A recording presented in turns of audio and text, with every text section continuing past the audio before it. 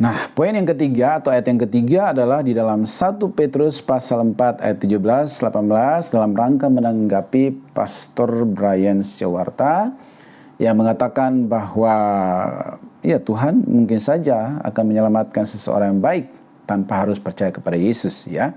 Nah, di dalam 1 Petrus 4 ayat 17-18 di sini mengatakan bahwa karena sekarang telah tiba saatnya penghakiman dimulai. Dan pada rumah Allah sendiri yang harus pertama-tama dihakimi. Dan jika penghakiman itu dimulai pada kita, bagaimanakah kesudahannya dengan mereka yang tidak percaya pada Injil Allah? Dan jika orang yang benar hampir-hampir tidak diselamatkan, apakah yang akan terjadi dengan orang fasik dan orang berdosa? Ya, jadi dikatakan bahwa penghakiman itu mula-mula akan terjadi di dalam rumah Tuhan atau terjadi kepada orang Kristen, anak-anak Tuhan. Nah, kalau orang Kristen saja atau anak-anak Tuhan saja hampir-hampir tidak diselamatkan, bagaimana apa jadinya dengan mereka yang tidak percaya kepada Injil Allah? Di sini sangat jelas. Maka orang Kristen pun tidak auto selamat kan? Mereka orang Kristen harus juga secara pribadi lahir baru. Apa itu lahir baru?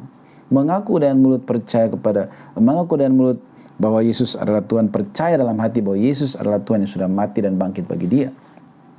Menerima Yesus sebagai Tuhan dan Juru Selamat di dalam hatinya secara pribadi, maka selamat. Anak pendeta sekalipun tidak auto selamat. Anak pendeta harus lahir baru secara pribadi, harus bertobat secara pribadi. Karena dia tidak akan selamat karena iman orang tuanya. Jadi keselamatan itu sangat bersifat personal antara kita, saudara dengan Tuhan. Tidak bisa diwakilkan. Ya.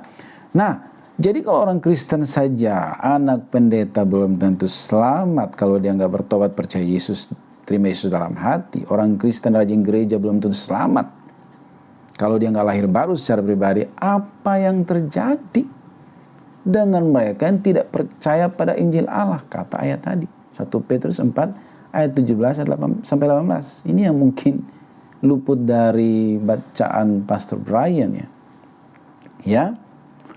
Seperti itu, makanya kenapa bayi itu harus dibawa ke gereja penyerahan anak dari dia masih bayi, ya kan?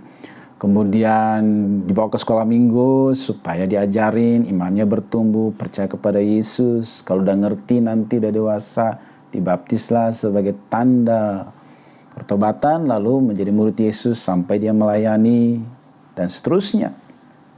Karena memang keselamatan itu sangat bersifat personal.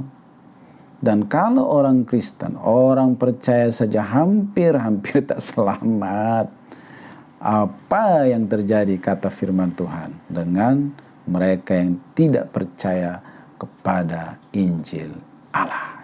Catat itu baik-baik guys.